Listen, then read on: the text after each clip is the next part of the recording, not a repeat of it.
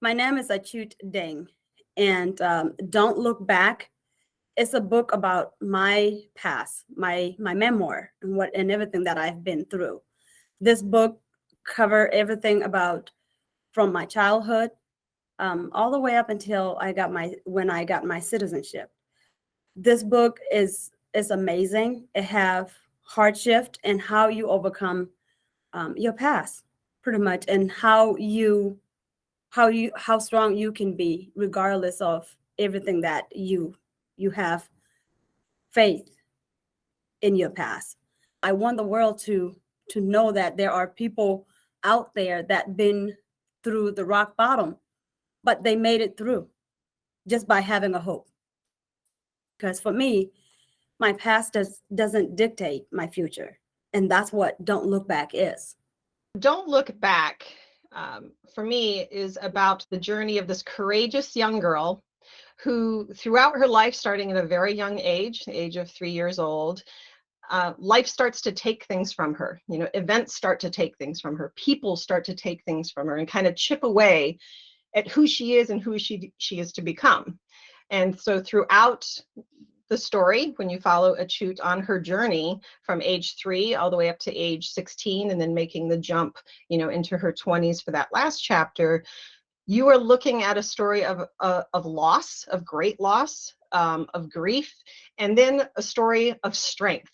And the strength that this woman had, this young girl at the time had, to say no, stop to life and to everything that was happening to her, and to say enough, that this is my life, this is who I am, I'm going to start taking it back, I'm going to start recreating it for myself, the things that have been taken that can't be reclaimed, I'm going to recreate.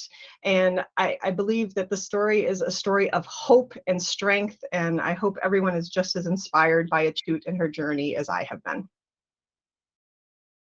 The title Don't Look Back mean a lot to me because I remember when my grandmother told me not to look back and just keep going forward. I refused to look at at the bad thing that happened, but only to remember all the love and kindness my grandmother, Adwal, and everyone else that shows me and gave me the strength in the refugee camp. It's been the only way for me moving forward. I refuse to set and let my past control me. So Don't Look Back is a very powerful title, and for me, it's personal. As a former educator, I think there are a variety of conversations that this memoir can spark in classrooms from middle grade level all the way up through college. Some of those conversations I think that would be very pertinent to the book would be anything from, the significance of a person's name to their identity, to their family, to their culture, as well as what is the definition of self? What makes you you? Who, what people, what events, what experiences define you and influence you? And when you lose your sense of self, how can you rediscover that? How can you recreate that so that you feel genuinely who you are meant to be? Also, as an educator, I was a former English teacher, so I think there's a lot of curriculum tie-ins that could even be done historically, talking about comparing and contrasting and cause and effect for Civil War conflicts throughout the world. A lot of times, in America, we teach the American Civil War, and students aren't aware of the other civil wars that have waged throughout the globe, throughout history, even today. So that could open up conversations not only about civil wars and conflicts, but also about the refugee crisis that spawn out of these conflicts, and people that are trying to seek asylum and trying to immigrate to our country and other countries, the difficulties they have even coming to other countries just to get here, and then the challenges they face immediately when they arrive, and then the long-term challenges that they may face trying to become citizens in a different country. As they get into older grades, I think discussing things like our immigration policies here in the United States, problems with those policies and potential solutions to those problems moving forward as a country. And then also looking at the historic and present day oppression and abuse of girls and women in societies in order to control them, and the danger of sexual exploitation that many asylum seekers face. Looking at what happened to Achut, when she came to America, and even looking what is happening, in Afghanistan today, or looking at what's happening in Ukraine today. So I think there is a myriad of conversations that can come from reading Don't Look Back, and I'm really excited to see what teachers and librarians come up with for their curriculum with this book.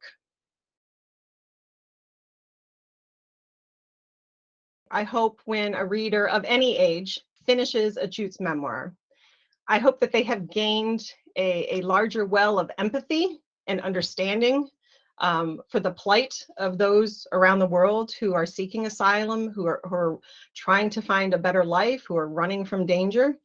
And I also hope that they gain this sense of hope and inner strength, and also a belief that they too can persevere and overcome any obstacles they may face in their lives. I hope for the readers to take away a story of hope, being vulnerable, and love, kindness, because that's what brought me up to here. And so I hope that readers, by the end of the book, they will learn that it is okay to create a safe zone for yourself, because that's what I did. Don't wait for somebody else, even though a lot of people took so much from me. Like Keely said, I end up creating a safe zone for myself. Have hope in everything, and not to remember who they are, because I did not forget who I was or who I am through this journey.